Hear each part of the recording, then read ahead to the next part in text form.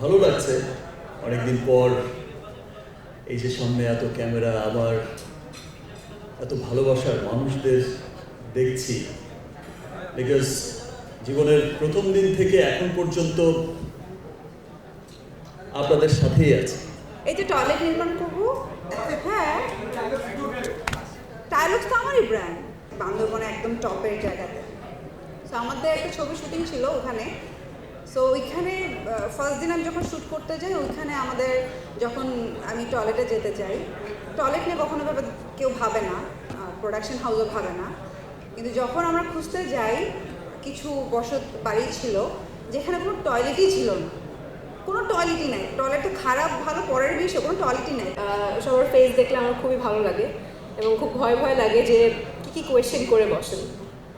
তো আজকে কোনো ভয় লাগছে না, আজকে খুবই প্রাউড লাগছে যে আমার ব্র্যান্ড রিমার্ক হারলেন, যারা কিনা এত সুন্দর একটি উদ্যোগ নিয়েছে। আমরা ব্যক্তি জীবনে আমরা আসলে খুব কম মানুষ জানি যে টয়লেট ডে একটা ট্রল এলিমেন্ট মাঝে মাঝে মনে হয় যে টয়লেট ডে নিয়ে কথা বলার কি আছে। টয়লেট ডে নিয়ে কথা বলার কিছু নেই আপনার কাছে, আমার কাছে, অথবা আমাদের বন্ধু বান্ধবদের কাছে। তার কারণ হচ্ছে আমাদের একটা প্রপার হাইজিনিক টয়লেটের অ্যাক্সেস আছে।